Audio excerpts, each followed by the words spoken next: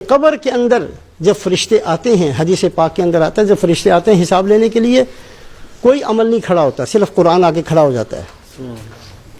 نمازیں بہت پڑھی تھیں، نماز نہیں آئے گی۔ روزے بہت رکھے تھے، روزہ آ کر کھڑا نہیں ہوگا۔ ذکر بہت کیا تھا، ذکر آ کر کھڑا نہیں ہوگا۔ قرآن ان فرشتوں کے سامنے آ کر کھڑا ہو جاتا ہے، بھی کیوں آئے ہو؟ یہ ہم نے حساب لینا ہے۔ اتنی مشکل سے تو تھکا تھکایا آ کر لیٹا ہے، سونے دو اس کو۔ کہنے نہیں ہم نے حساب لینا ہے، نہیں کوئی حساب کی ضرورت نہیں، جاؤ تم لوگ۔ قرآن کھڑا ہو جاتا ہے، نہیں اگر کوئی یہ گناہ گار بھی تھا تو عذاب کے فرشتے آتے ہیں، قرآن سامنے آ جاتا ہے، نہیں عذاب نہیں ہونے دیں گے، اس نے میری تلاوت کی ہے صبح کو، اس نے میری تلاوت کی ہے رات کے وقت میں، لوگ سو رہے تھے یہ مجھے پڑھتا تھا، لوگ مزے کرتے تھے یہ مجھے پڑھتا تھا۔ نہیں، عذاب کے فرشتوں کو میں نے نہیں آنے دینا۔ مقابلہ کرتا ہے قرآن، قبر کے اندر مقابلہ کرتا ہے فرشتوں کا، حشر کے اندر اللہ کے سامنے اگر کھڑا ہوگا تو قرآن کھڑا ہوگا۔ اے اللہ اس بندے کی بخشش ہونی چاہیے، سورہ ملک کہے گی، اور صورتوں کے بارے میں بھی ہے، اے اللہ اس بندے کی بخشش کیجئے۔ اللہ فرمائیں گے اس نے بڑے گناہ کیے ہیں، نہیں اس کی بخشش ہونی چاہیے۔ اگر آپ اس کی بخشش نہیں کرنا چاہتے مجھے قرآن میں سے نکال دیں، اس کی بخشش ہونی چاہیے۔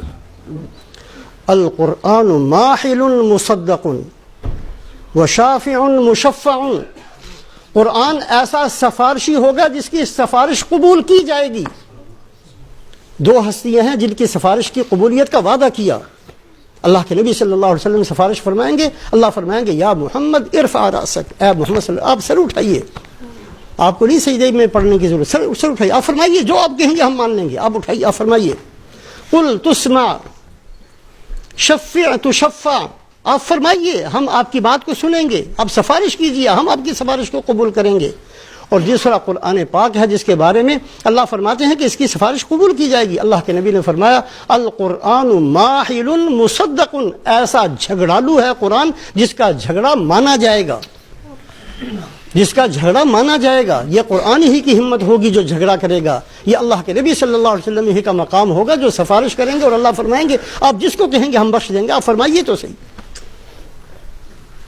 اللہ نے ہمیں ایسا معجزہ دیا، اللہ نے ہمیں ایسی کتاب دی۔ اللہ چاہتے قوم نوح کی امت کا حشر ہو سکتا تھا، اللہ چاہتے قوم عاد جیسا حشر ہو سکتا تھا، اللہ چاہتے قوم سمود جیسا حشر ہو سکتا تھا، اللہ چاہتے قوم لوط جیسا حشر ہو سکتا تھا۔ سورہ قمر کے اندر اللہ پاک نے ان چاروں کو ذکر فرمایا، اور ہر ایک کے ذکر کے بعد فرمایا وَلَقَدْ يَسَّرْنَا الْقُرْآنَ لِلذِّكْرِ فَهَلْ مِن مُدَّكِرٍ۔ خود بھی قرآن پاک کے ساتھ اپنے تعلق کو باقی رکھیں، بڑھانے کی کوشش کریں، یاد کریں، صحیح کریں، قرآن کو سیکھنا شروع کریں، کسی بھی عمر میں ہو پھر بھی یاد کریں، کم سے کم جو یاد ہے اس کو سیکھیں، اس کا تکرار کریں، بار بار قرآن کی تلاوت کا اہتمام کریں، اپنے بچوں کو قرآن سکھائیں۔ اللہ فرماتے ہیں ہم نے قرآن کا یاد کرنا آسان کر دیا ہے، چھوٹے سے چھوٹا بچہ بھی اس کو یاد کرتا ہے۔ وہ بچہ ان ملکوں کے اندر جو مادری زبان پنجابی وہ صحیح تلفظ سے نہیں ادا کر سکتے،